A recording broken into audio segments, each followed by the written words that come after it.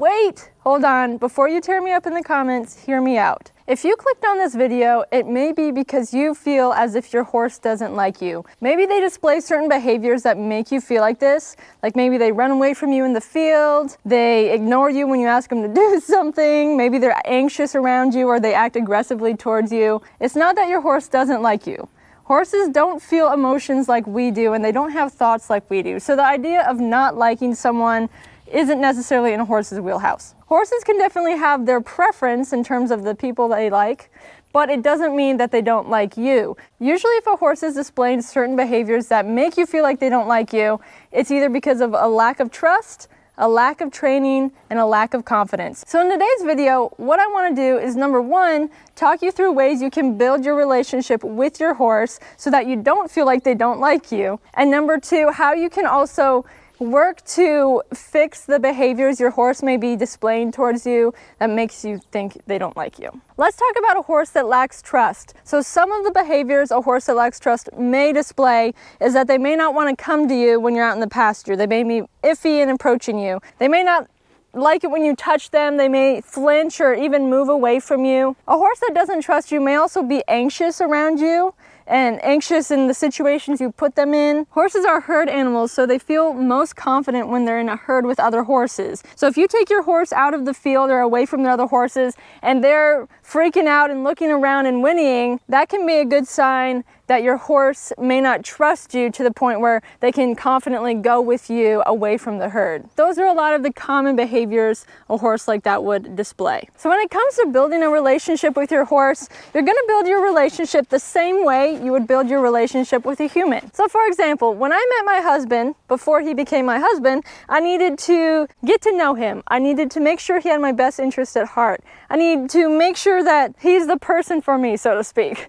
So in order to do that, I had to take the time to get to know him. So same thing with the horse. Really, if you want to build trust with your horse, you need to just dedicate the time to get to know your horse and get to show your horse that they can trust you. So what are some things you can do to help build trust with your horse? So the first thing I would say to this is I like to build trust with my horses on the ground first. If the way my horse only knows me is by me sitting on their back, they're never going to truly get to know me. So I like to start on the ground, and a few things you can do is number one, I like to take my horses on walks and I like to just lead them around. So I'm going to go ahead and lead Tucker back to the barn so we can do some other stuff. Another great way you can get to know your horse is through brushing them. So I got my little baby curry comb here and I can brush Tucker. But one reason this is a great way to get to know your horse is that it teaches your horse that your touch is positive. So if you have a horse that's particularly scared of maybe you touching them and anxious with that, this is a great way to show them that you're gentle, you can be trusted, and you can also find their scratchy spots. I know Tucker likes under his girth. Oh yeah. And just show them that, you know, you can be trusted to touch them. Another great way you can help show your horse that they can trust you is by feeding them. Initially, I was against like feeding your horses and giving them treats to, you know, train them to want to do something. But after kind of researching and using this technique, I learned that it's very beneficial. Number one, because horses are animals, they're driven by food.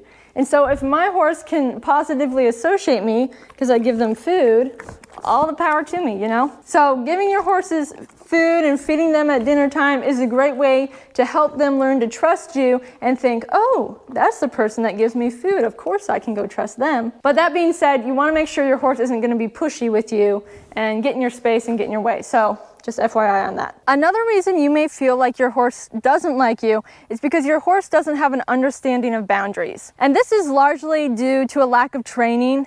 The horse has to be taught what your boundaries are. So for example, imagine if you were having a conversation with someone who is never taught like how to communicate with people and how you don't insult people when you're talking to them. So you're talking to this person and they're just insulting you every other sentence. So that's going to make you really mad, right? So same thing with the horse. You need to teach the horse what your boundaries are. So I like to call your boundaries personal space. So really my horse just needs to understand where my personal space is and where the boundary for my personal space lies. So a horse that doesn't understand boundaries may pull on the lead, they may push you with their shoulder, step on your feet, run you over, just a bunch of stuff where it's basically they are getting in your space. The best solution for establishing boundaries with your horse is groundwork. So groundwork is any training you do on the ground, and like I mentioned in the first point, this is a very useful tool because you're getting to communicate with the horse on the ground level, face to face, rather than you on their backs. So I'm going to show you some of the cool things you can do with groundwork here. So with one, all I can do is just put my crop right here and see how I can get him moving sideways. That's just one of the cool things. Let's see if he can do something else. Another cool one I can do is just getting Tucker to back up. Back up, back up. So those are just a few fun things that I've taught Tucker through groundwork. So groundwork is very useful in teaching your horse to respect your space. If I were to sit here and teach you all the groundwork exercises you could use to teach your horse to respect your space, we would be here for a long time. So what I did is I made an online course that teaches you specific groundwork exercises that will help your horse to understand your boundaries. You can go to shop.equinehelper.com to check it out. So I'll put the link in the description, and also you'll see it here up on the screen. Another reason why people may think their horse doesn't like them is because their horse doesn't respond correctly to certain commands or aids. From personal experience and just watching other riders, I've learned that the most frustration for both horses and riders come when, number one, the rider doesn't know how to correctly ask something from the horse, and number two, the horse has not had enough training, or they're not being asked correctly, so that they don't really understand what they're supposed to do. So when those two things are happening, it's going to be a mess. A horse that's getting frustrated may demonstrate behaviors like ignoring you and what you're asking. They may be slow to respond. They may be getting frustrated, so they may be like flicking their tail, putting their ears back. You can tell they're starting to get mad, and even acting out. So maybe bucking or rearing or just kicking out when you're working with them. Some things you can do to help fix this is, number one, find an instructor or an experienced horse person who can help you learn how to correctly ask something from your horse. It's hard when you're left to yourself to figure something out. Believe me, I've been there. It's difficult. There's a lot of blood, sweat, and tears. So the easiest thing you could probably do is find someone who knows what they're doing so they can properly teach you. Another thing is, don't move your horse to the next level before they've mastered the current level you're at. So for example, let's say you want to put a saddle on a horse that's never been saddled before. Well, are they good with their groundwork? Are they good with being desensitized and having stuff put on them? If they're not, then it's probably not a good idea to put the saddle on them right away. You need to make sure that they are comfortable with being desensitized and having stuff on their back and around their stomach before they get the saddle put on. Thirdly is, once you do move up to the next level, if you're doing something and you can tell that your horse is starting to get frustrated, they're putting their ears back, flicking their tail, maybe starting to act out, go back to the basics that you know they can do.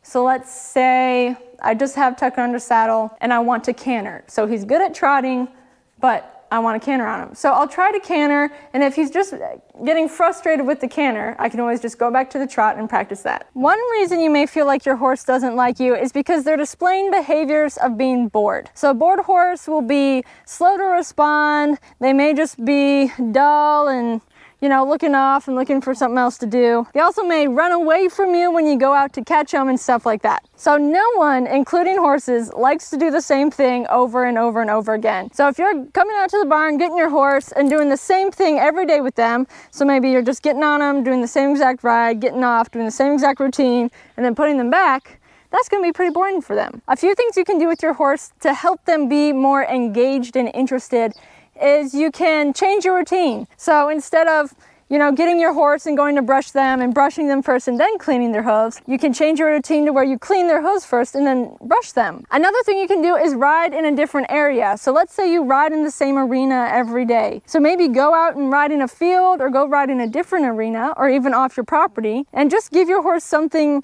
new that's a change for them when they're being ridden. If you focus on one specific riding discipline, one thing you can do is just try out a different discipline for a day. Like if you do jumpers, maybe try out barrel racing, or try out endurance riding, or just something that's different for your horse. This can engage your horse's mind in a different way, and cross-training can actually be really good for you learning how to communicate with your horse effectively. A bored horse will also avoid certain tasks they have to do in order to get worked. So for example, getting on your horse and going on the mounting block. So if a horse is bored or they just have a monotonous routine, when you line them up with the mounting block to get on, they may want to go walk off. So one thing you can do is teach them that when you're at the mounting block, you're not always going to get on them, and it changes things up for them. So I can get on the mounting block and pet them, rub them, then I can just get off, lead them away. So that way the horse, you know, it's a change for the horse. Suddenly they're going to be like, oh, you're not getting on me? And then they're going to be interested in what you're actually doing. If you feel like your horse doesn't like you, it's important that you spend time getting to know them on a face-to-face level rather than being on them. So as I mentioned earlier in this video, one of the best ways to do that is through Groundwork. My online course walks you through how to start groundwork with your horse so you can start building a relationship with them. So once again, go to shop.equinehelper.com or click the link in the description. Thanks for watching. If you enjoyed this video, please be sure to give us a thumbs up.